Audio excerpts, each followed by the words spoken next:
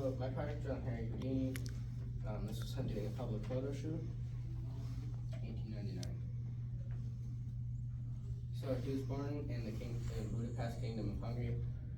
His real name was Eric Weiss. When he moved to America, they changed their spelling to the German spelling with 2 Z's. This is him as a baby. So this picture was taken when Harry Houdini was 5. I do not know the photographer. At the time, he had 4 siblings. They were all his brothers, and this was also around the time he got into magic because his father took him to see a traveling magician. I do not know which one. It did not say. These were all of his brothers. I couldn't find a picture of any of his sisters. I just knew he had them. He had 7 siblings in total.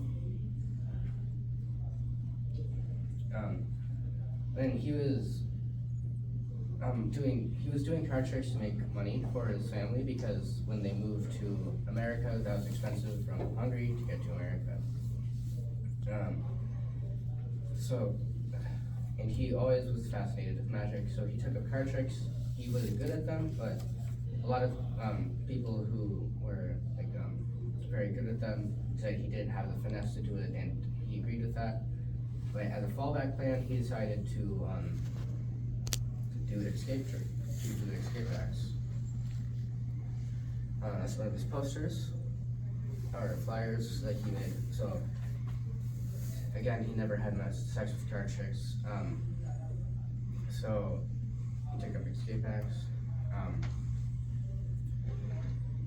His most famous act was when he jumped off the bridge while handcuffed, and he had to swim back to shore, and he did that in about 20 seconds. I watched the video, and he got out of the handcuffs very, very quickly, and I swear he did it when he was falling, because the second he hit the water, they were off, and he was swimming. Another act he did, very famous one, he was suspended in midair, about maybe 50 feet, and he was hung upside down by the ankles, and he was wearing a straitjacket, and he had to escape from that, and then there was a big thing under him, almost a giant pillow, and he would fall into that.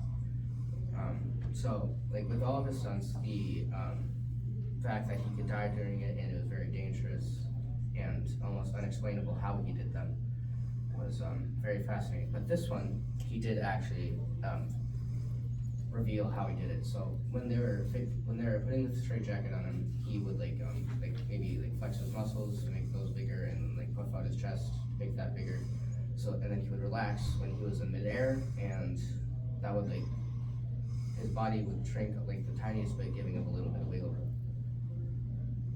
And then he would go up with his upper body and then untie his ankles. He got in trouble with the police once. Cleveland police, Officer Brian thought that he was a fraud and he was faking everything somehow because he claimed that they were all real, which they were.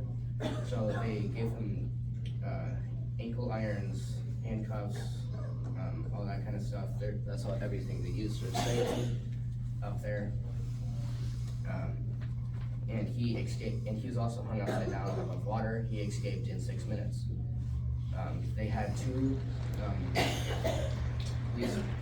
20 policemen watching, including Officer Brian. He had a very large ego, and he created a magazine company that was entirely for praising himself and slandering all of his competitors. He sent a letter to the French press, and I quote, it was on here, I can't read it, because it was, as you can see, not of good quality. Yes, my dear friend, I think you can find it all together, has been placed on a pedestal he did not deserve, Harry Houdini. So he died, he was punched in the stomach repeatedly. He wasn't expecting it, he was a little bit sick, he didn't realize it as much, he just thought it was a cold, and his ankle was broken during a show he was doing. He was laying on the couch, and a guy called White Snake, I don't know why they call him that, that's just what they did, like punched him a couple times in the stomach, so that damaged one of his organs, and he was also sick at the time. And he didn't sleep for 2 days because of the pain, and he didn't go to see a doctor, again, because of his ego. During an act he was doing on stage, he passed out with a 104-degree fever, and he later died in Queens Hospital due to all of those things adding up. So if he would have been seeing a doctor, he would have been fine. He died in 1924, born in 1874, and he was 52 at the time. So he died at a young age. Any questions?